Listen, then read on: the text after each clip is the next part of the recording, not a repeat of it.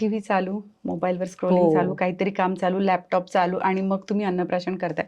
की जेव्हा पण जेवणाचं ताट येईल तेव्हा grateful for universe, grateful for her husband also. हां. किंवा ज्यांनी बनवलंय. हो. जरी मी घरी नाहीये, माझी मेड येतेय, स्वयंपाक करते किंवा माझी सासू हेल्प करतेय.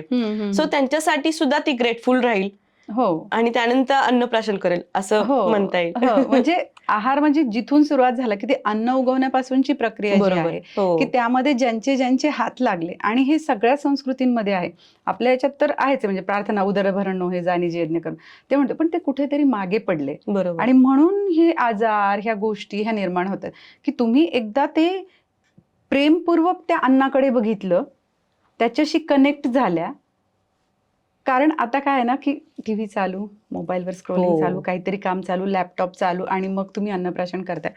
तर त्याचं काय होणार आहे आज जाऊन? तुम्हाला फक्त 1 मिनिट वेळ द्यायचा आहे, की ताट समोर आलं, ताट असेल, डब्बा असेल, जे काही असेल ते समोर आल्यावर स्वतः त्याच्याशी कनेक्ट व्हायचं. डोळ्यांनी कनेक्ट व्हायचं, की हां, मला हे एवढं छान अन्न मिळालंय. जे काही असेल, घरचं असेल, दारचं असेल, बाहेरचं असेल, जे काही अन्न असेल, माझ्यासमोर हा आहार आलाय आणि त्यासाठी मी ग्रेटफुल आहे आणि ते आत जाऊन मला ऊर्जा देणार आहे. बस एवढा थॉट जरी केला ना, तुम्ही बघा म्हणजे आरोग्यामध्ये किती बदल होतात.